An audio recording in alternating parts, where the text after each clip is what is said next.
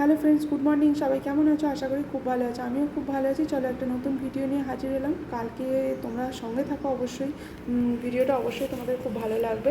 আর দেখতে পাচ্ছ কালকে বিকালবেলা মিষ্টির বাবা গেছিলো বাজারে। ও ফল কিছু নিয়ে এসেছে। সেই ফলগুলো আমি সমস্ত ধুয়ে রেখেছিলাম। আম নিয়ে এসেছে, সবেদা, কলা, এগুলো নিয়ে এসেছে, সব ধুয়ে রেখেছিলাম। সেগুলো ফ্রিজে তুলে রাখলাম। আর রাতে দোকান তোলা হয়নি। সবজিও নিয়ে চলে এলাম। সবজি কী কী রান্না হবে সেগুলো নিয়ে এলাম।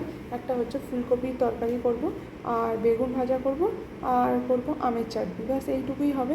কিন্তু এগুলো এইটুকু মনে হচ্ছে, কিন্তু এগুলো করতে গেলেও অনেকটা টাইম লাগে। তাই সমস্ত আগে রেডি করে নিচ্ছি একা হাতেই, যেহেতু করা। গ্যাসটা জ্বাললে সমস্ত একটার পর একটা করে নেবো আর কি। কিন্তু একটা যদি আনাজটা যদি রেডি করা না থাকে না, একটা একটা করে আনাজ কেটে রান্না করতে প্রচণ্ড টাইম লাগে। তাই আমি সমস্ত গুছিয়ে আগে কেটে নিই, ধুয়ে করে পরিষ্কার করে তারপর রান্নাটা বসাই।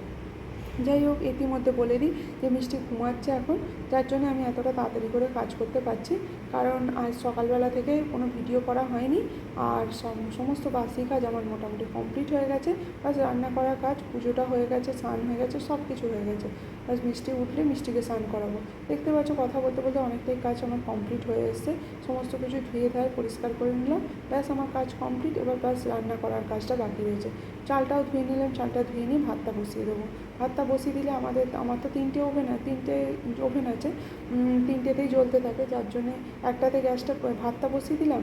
একদিকে ফুলকপিটা নুন হলুদ দিয়ে ভালো করে ভাপিয়ে নিলাম। কারণ ফুলকপিতে অনেক সময় তো পোকা টোকা থাকে, আর মিষ্টিকেও দেবো, আর নিজেদের জন্যও তো খাওয়াটা ঠিক নয় না। ফুলকপি সবসময় ভাপিয়ে নেওয়াটাই ভালো। আর ওদিকে বসিয়ে দিলাম ফুলকপিটা।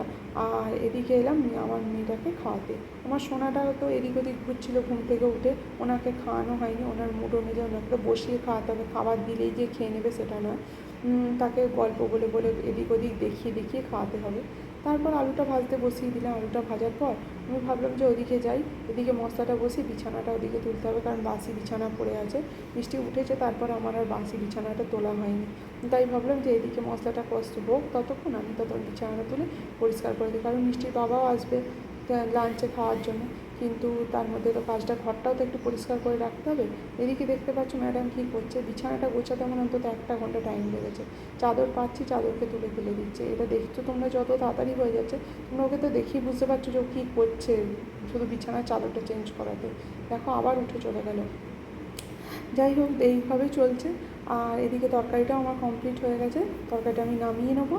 আর দেখতে পাচ্ছ এই আমার ভিডিওতে অনেকেই দেখছি খুব পজিটিভ কমেন্ট করেছো। যারা যারা আমাকে সাবস্ক্রাইব করেছো তাদেরকে অবশ্যই আমি সাবস্ক্রাইব করে দেবো, করে দিয়েছি অলরেডি। আর আমার পাশে তোমরা থাকো, তোমাদের পাশে আমি থাকবো।